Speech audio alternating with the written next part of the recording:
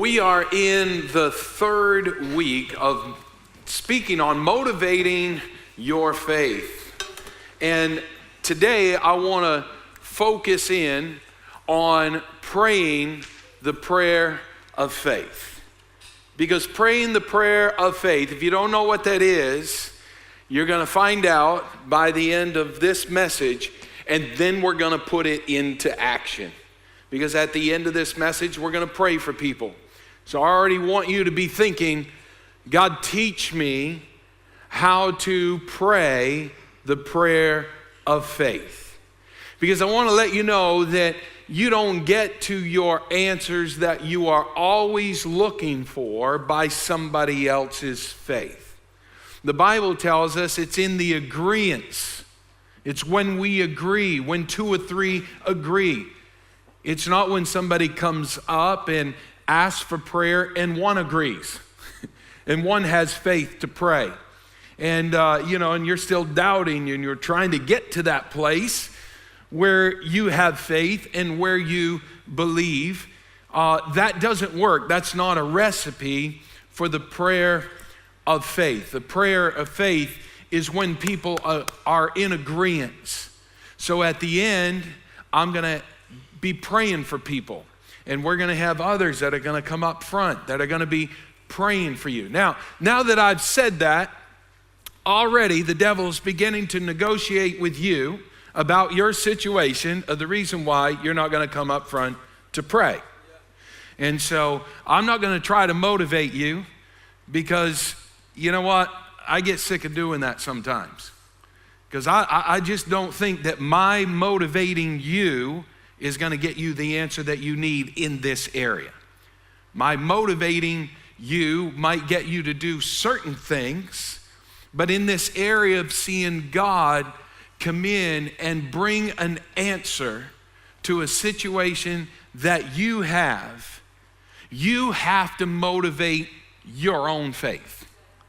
And until you do that, the enemy will continue to negotiate you right out of healing, deliverance, whatever it is that you're believing God to do in your life, because he brings these moments and you say, well, I'll go home and pray. Listen, if there is an opportunity that arises where you're in an environment, if we do this every week we get in this environment of faith.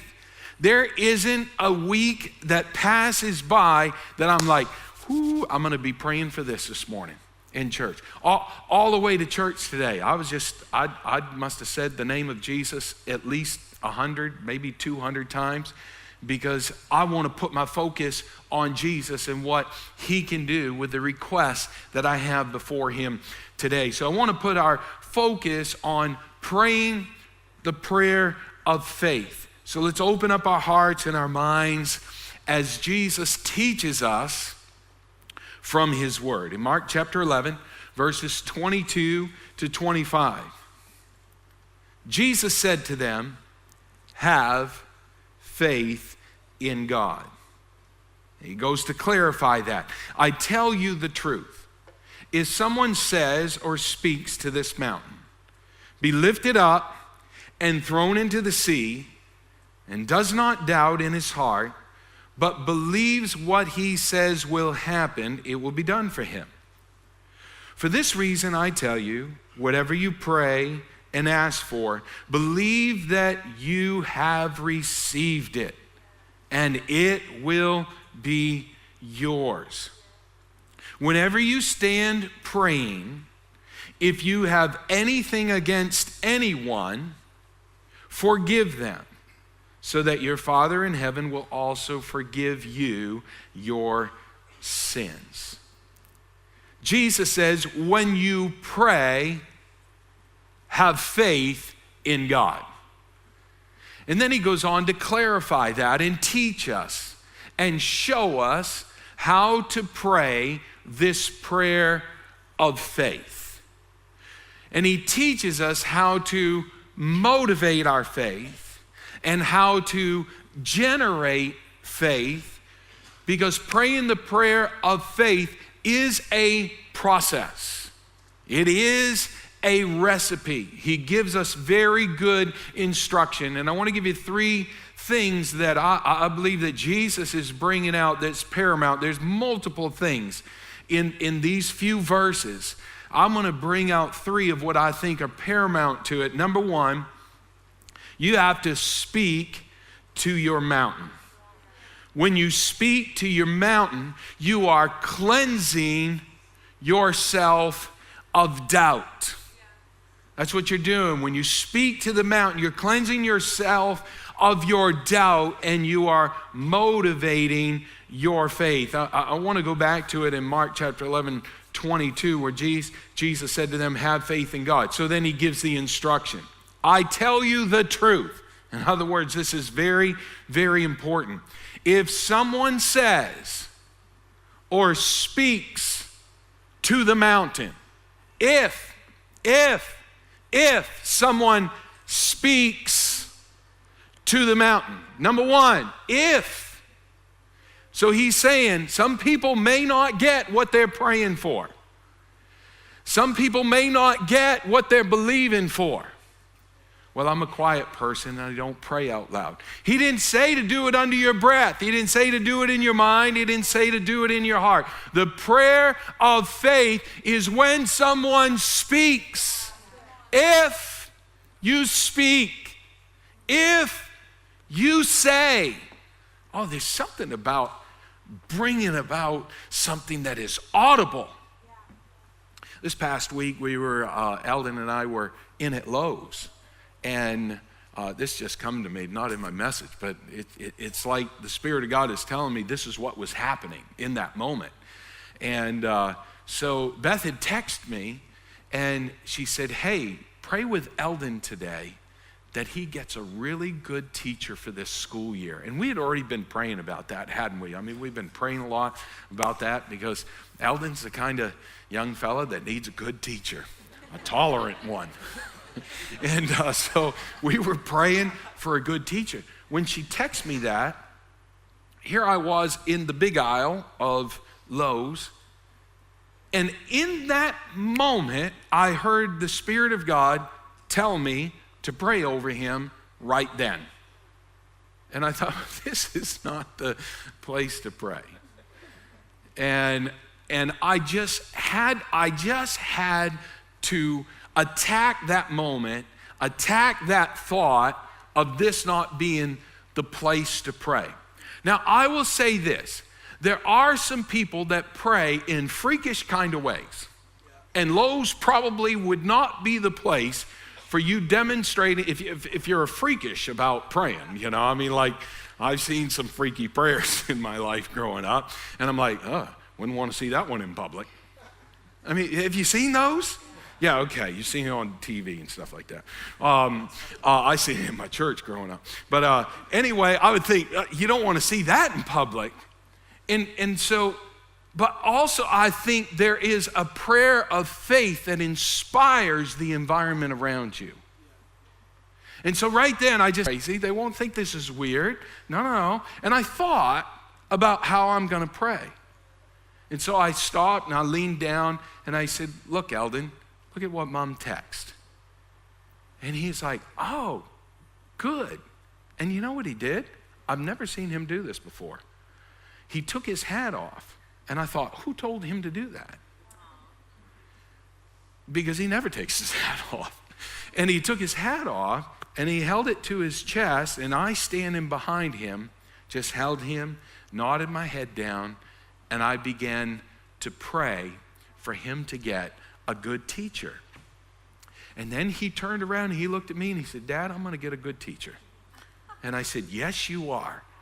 And I know, because part of that prayer, I was praying with my eyes open, and I seen people just stopping and looking as I was just praying, huddled over my son, praying for him in that moment.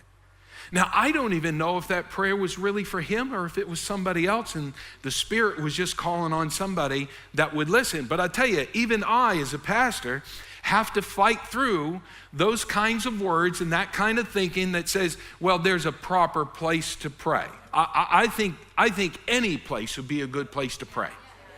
Any place. And so then we went to orientation. Was it that night? I think it was that night. We went to orientation. And I seen Judy Michael there, and I said, Judy, this is Eldon's teacher's name. Is she a good one? And she was like, and we went into the classroom and we got to meet her, and I just think this is going to be a great year. I think it's going to be a great year. As a matter of fact, I'm praying that it's going to be a great year. And even though my prayer was answered, how many other people were inspired or something motivated in them? Just like Eldon, taking off his hat, don't know why he did, never seen him do that before. I believe it was the Spirit speaking to him, letting him know something's going to happen right now. And so the Spirit teaches things that we cannot teach. I believe the Spirit was speaking and teaching to people that are around me in Lowe's something that they may not get, because they may not go to church. They may not get the teaching of the Word. And I believe that the Spirit of God was teaching people in that moment. But in order for the Spirit to work, He needs words. So we have to say something. That's the first instruction that He gives, is speak to the mountain. Remember last week in Proverbs 18:21, we said death and life are in the power of the tongue. Now, you don't use your tongue to think, do you? So we said, well, I'm a quiet person. I'll think about this prayer. I'll meditate this prayer within my heart. No. He says to speak. He said, you use your tongue to speak life and to speak death. To get victory, we speak victory, don't we? To get healing, we speak healing. To get blessing on our life, we have to speak blessing and cause it to come alive.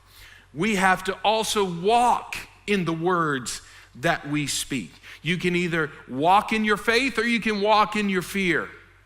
You can walk in your faith or you can walk in depression. You can walk in your faith or you can walk out what others tell you about you or what you're going through. Faith is a choice. Faith, the prayer of faith, is a choice that we make every single day. Number 2, you have to visualize the answer. And right after Jesus says, speak to the mountain. I love Jesus is a visual teacher.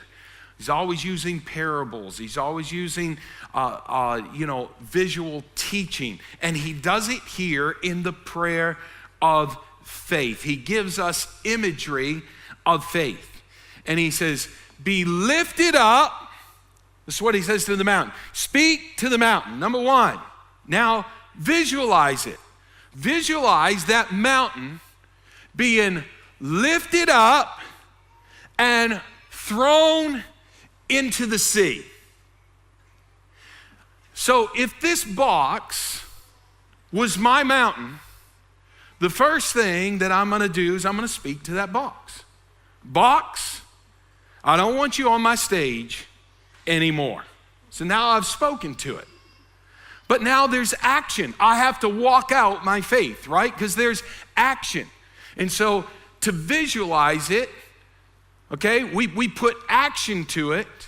And sometimes it's like, okay, I can't put action to it right now because it hasn't happened. Well, visualize it.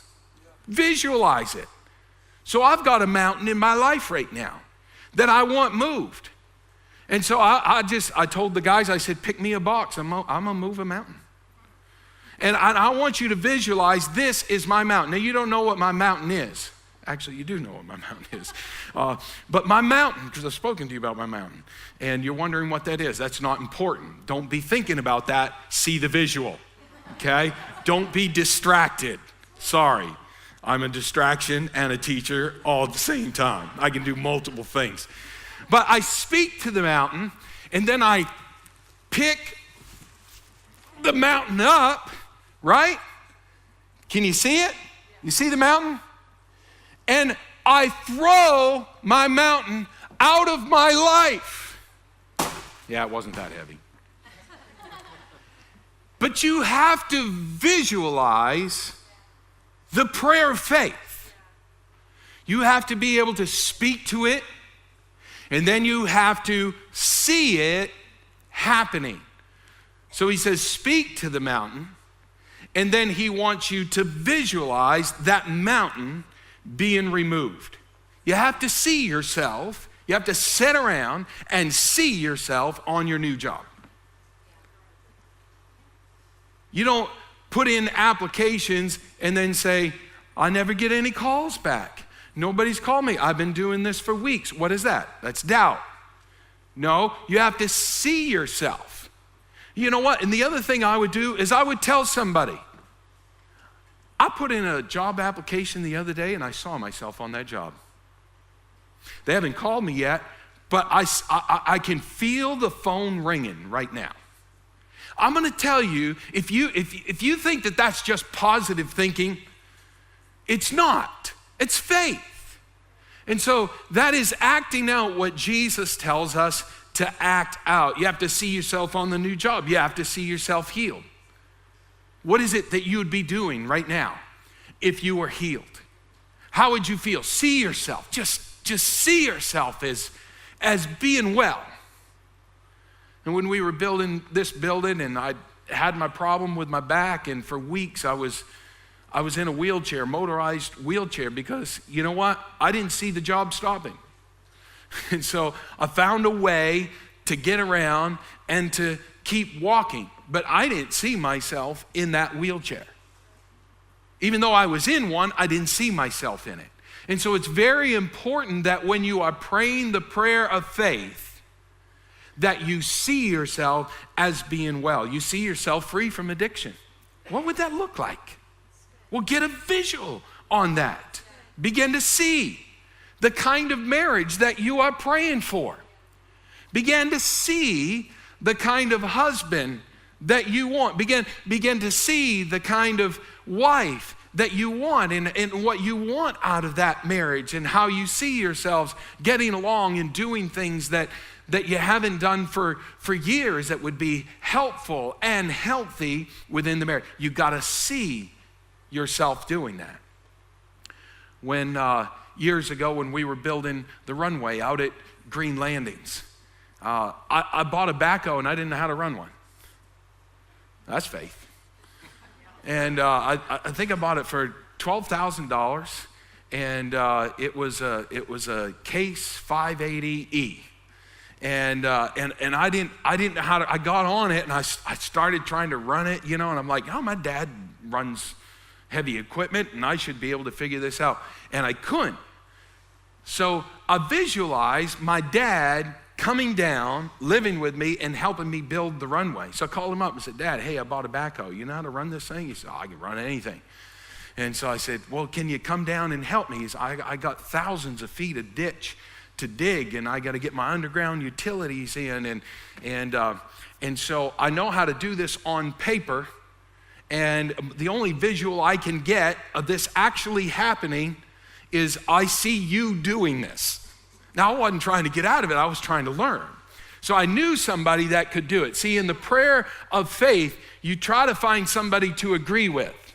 It's probably not the friend that you text all day long, because they may not agree with where you see yourself going. You got to pick the right people. It's good to be around people of faith. It's good to be in the house of God where people are believing for your needs and where faith rises. And so if I want to learn how to run a backhoe, it's good to be around my dad. And I just watched him run it. And one day I got up in it, and it just came so natural to me. I mean, I had to practice a little bit, but Dad says, just watch. And so I just watched him. I watched him run loader. I watched him run heavy equipment. I watched him run a dozer. I've watched him run heavy equipment, and I learned how to do it by watching, by seeing it, by visualizing it. And when you can visualize things, there is a power that leads you to the answer, but you have to visualize it. There's lots of things that I've visualized myself doing that gave me power, that gave me authority over what I was visualizing in my mind.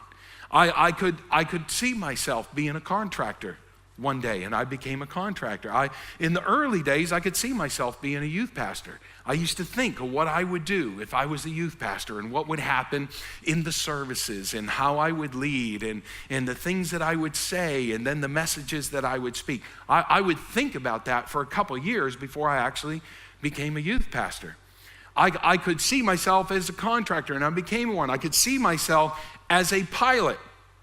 Now, I will tell you this, just seeing yourself as a pilot is probably not good enough to become a pilot. For me, I thought about it so much in my mind, and I could visualize it so much in my mind that I actually flew airplanes, a couple of airplanes, before I ever went and got instruction. You say, wow, that's pretty amazing. You learned how to fly a plane without instruction, without somebody sitting beside it? Yes, I did. I visualized it so much, talked through it so much, talked with my dad about it, and my dad's instruction to me is like, well, your grandfather was a pilot, I'm a pilot, it's in your blood, go do it. Bad instruction. Bad instruction. And you say, well, if you learned how to fly in a couple of airplanes before you actually went and got lessons, why'd you go and get lessons if you already knew how to fly? It's because I almost died in both those airplanes that I flew in, and stuff kept happening to me. I was like, that's weird, what did it do that for? And then I learned the laws and the effects of flying an airplane and lift and stalling and all of that. I learned a lot of stuff. So I went on to become a pilot. Not only a pilot, but I became an instructor, and then I became an examiner, and then I became an airplane builder. But I could see myself doing all of those things. You have to be able to see yourself doing it. You know, I knew I had one more dream in my life, but I didn't know what it was.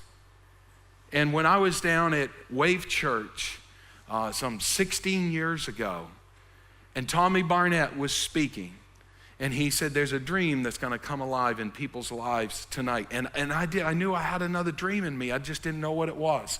And he said, right now it's gonna come alive, but you have to make the walk of faith down front.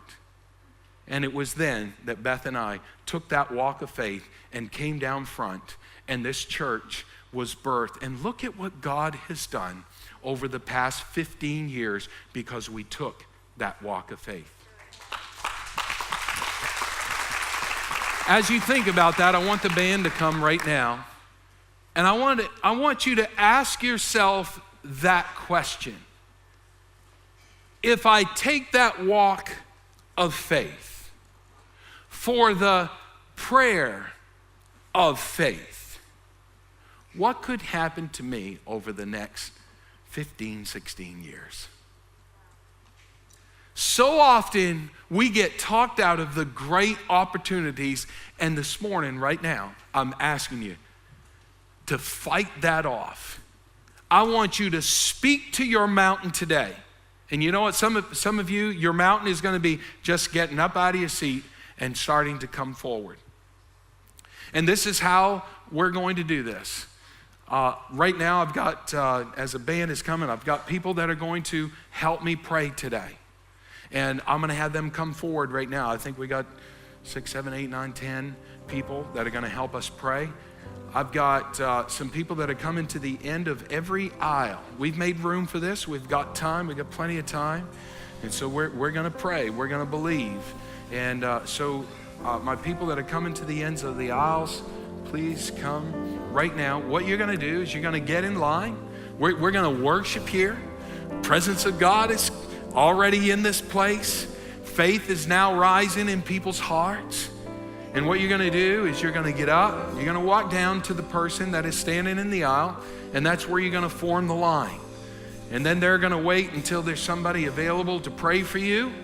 And what I want you to do when you get up to the person that is going to pray for you, I want you to just quickly tell them, don't tell them everything of what you are praying for, but just lead them in the right direction. If you're praying for healing, it might be cancer, it might be a surgery that you're going in for, it might be a son or a daughter that you're praying for to come home, it might be an addiction that you have or somebody else has that you're standing in for, whatever that is, just let them know what that mountain is.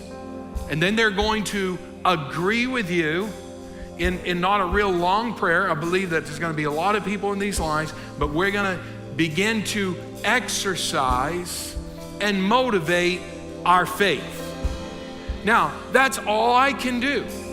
And that's all you can do, is begin to exercise. And you know what? I find that the biggest step that we fail at is the first step. The second and the third step never comes because we fail at the first step. I don't want you to fail at this first step. I want you to get up and already be thinking, my mountain's gonna be removed today. I want you to speak to that mountain.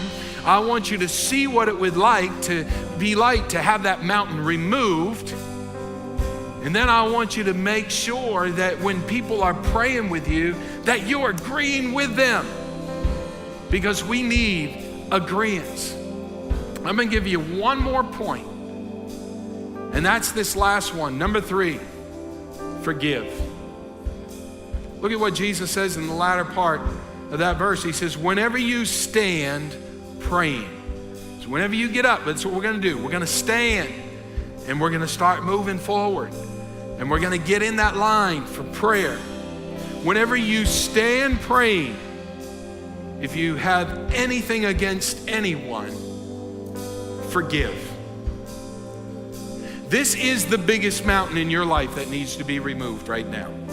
This is, without question, the biggest mountain in your life that needs to be removed, is making sure that you don't harbor any unforgiveness in your heart. I'm telling you, if you follow these 3 steps, not that Pastor Kevin taught you, but that Jesus teaches us through his word, and we make the walk of faith today, I'm believing for answers in your life.